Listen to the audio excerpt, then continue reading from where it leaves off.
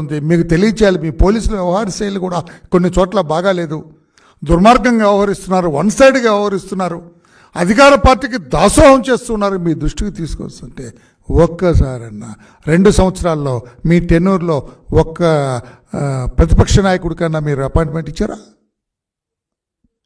మా మహిళా నాయకురాళ్ళు వాళ్ళ ఇబ్బందులు చెప్పుకుంటా ఉన్నా కూడా మహిళలకు కూడా మీరు ఎక్కడ అపాయింట్మెంట్ ఇవ్వలేదు.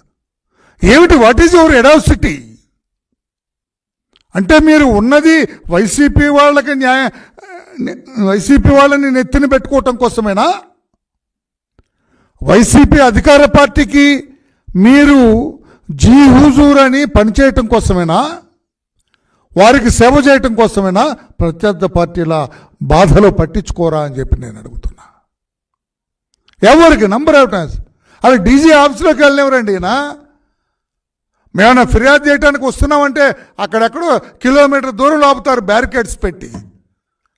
అక్కడ ఎవరో ఒక పెట్టి ఆఫీసర్, ఎవరో చిన్న ఆఫీసర్ ఉంటే అతనికి ఇవ్వమంటారు, ఆయన ఇస్తాడంట.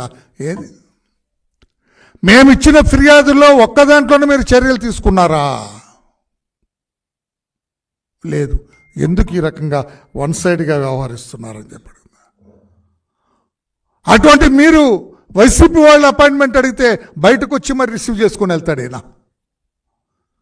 గేటు బయట వచ్చి రండి రండి రండి అని పిలుస్తాడు. సాదరంగా ఆహ్వానించడం అంటే ఈయన దగ్గర నేర్చుకోవాలి. వైసీపీ వాళ్ళని సాదరంగా ఆహ్వానిస్తాం. మరి మేము కదా మీకు ఇచ్చిన జీతాల్లో మా డబ్బు లేదా? వైసీపీ వాళ్ళే మీకు జీతాలు ఇస్తున్నారా? డీజీ గారు ఎందుకు ఈ రకంగా వన్ సైడెడ్గా వ్యవహరిస్తున్నారు? ఎందుకు ఈ పాపం మీ తలకు చుట్టుకుంటున్నారు అని చెప్పి నేను అంటున్నా. నిన్న ఎంత సిగ్గుచేటండి, ఆయన రాష్ట్రంలో అతి జుగుప్సాకరమైన వ్యక్తి, ఉచ్చ నీచాలు తెలియని వ్యక్తి, కుటుంబ వ్యవస్థకు తిలోదకాలు ఇచ్చిన వ్యక్తి, తల్లి చెల్లి అన్న తరతమ భేదాలు తెలియని వ్యక్తి, మహిళలను గౌరవించాలన్న ఆలోచన లేని వ్యక్తి. జుగుప్సాకరంగా అతన్ని ప్రతి కదలిక, ప్రతి మాట, అతని చూపు, అతని కనుబొమ్మలు ఎగరేసే తీరు, ఇవన్నీ కూడా ఆ వెకిలి నవ్వు, వెకిలి మాటలు అన్నీ కూడా జుగుప్సాకరంగా ఉంటాయి. అతని వ్యూహం సినిమా డైరెక్టర్ రామ్ గోపాల్ వర్మ. అతనికి ఇబ్బంది అంటే అపాయింట్మెంట్ అడిగితే దిస్ వండర్ఫుల్ డీజీ,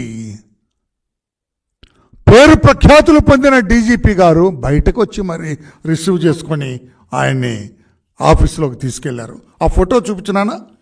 డీజీ ఆయన్ని కలిసింది, కొంచెం పెద్ద వచ్చి ఎస్, ఆయనే డీజీపీ నవ్వుతూ ఉన్నాడు.